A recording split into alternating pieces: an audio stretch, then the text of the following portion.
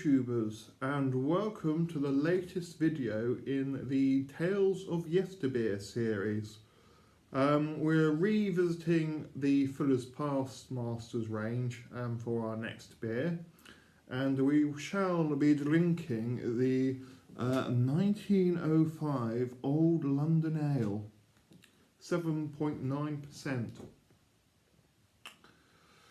Okay then, so brewed in 2017, Old London Ale is the 8th beer in the Past Masters series. Old London Ale is brewed to a Burton Old recipe from 1905, selected by our brewers alongside beer historian Ron Pattinson. Stronger than mild and darker than bitter, Old Burton or Burton Old was the particular favourite in London pubs, especially during the colder months, which the 27th of December is. Bottle conditioned. Yeah, that's really all we need to know about it. So we will give it a crack open. Little hiss.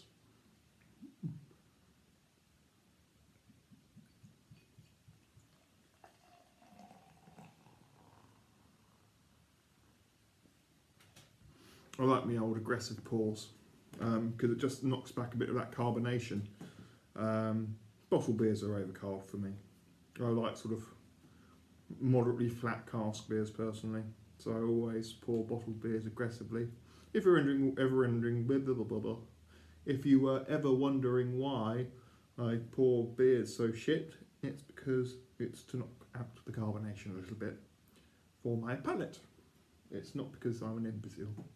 Well, not like that anyway. Right, so we can have a bit of a look at the colour. It's fairly clear. So there's an ever so slight haze, but that's being a little bit nitpicky. It is a reddish amber, I'd say.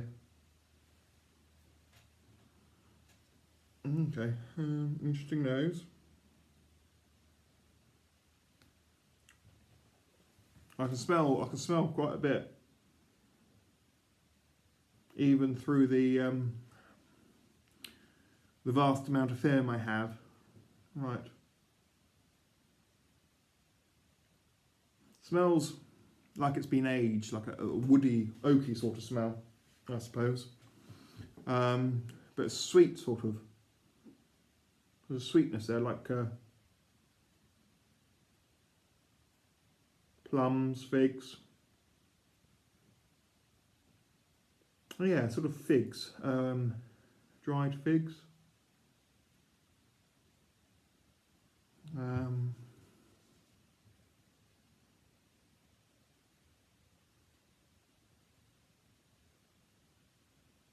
Yes. But it has a sort of old smell as well, slightly oaky figs. That sounds quite nice.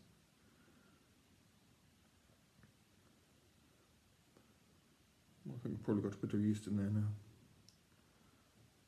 Well, you know, they say they bottle condition these beers, but it is like the tiniest amount of yeast in the bottom of the bottle. Like, blink and you miss it. How they managed to do that, I do not know.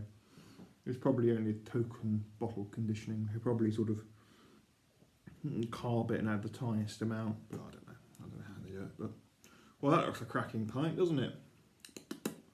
Lovely big, slightly off-white beige head.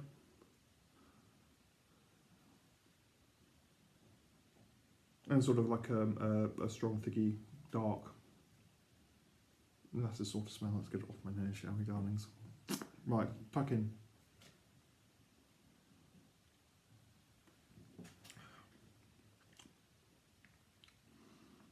Okay, wow.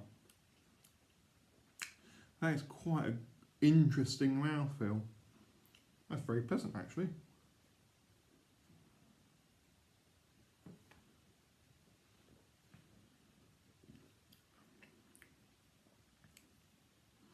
Right, so it tastes like it's been aged. It has that sort of wooden barrel Brett, what's like Brett, old antique sort of taste, like burnt sugar, but with a sweet fruitiness there as well. Burnt sugar is actually a very good way of describing this.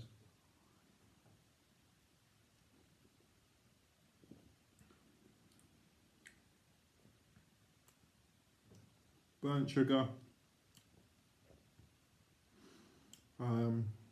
raisins, fruitcake.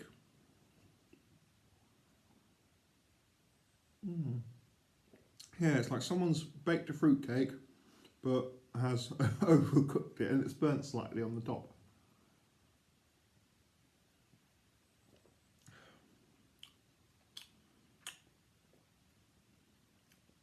But then it does have like an old taste. It tastes old, tastes aged. Like it's been in wooden barrels or something. Like it's only 2017 beers. It's only well, it's 2019 next week, but you know, it's not exactly got much age to it. But I wouldn't be surprised if they had put some sort of or if they'd stored it in a vat or something beforehand just to get some of that flavour.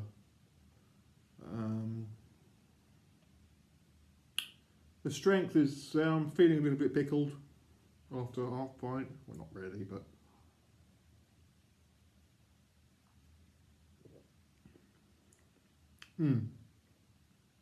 So yeah, burnt sugar, raisins, I suppose a little bit of the fig flavour, plums, a bit like burnt fruitcake. That's the main opinion of this beer.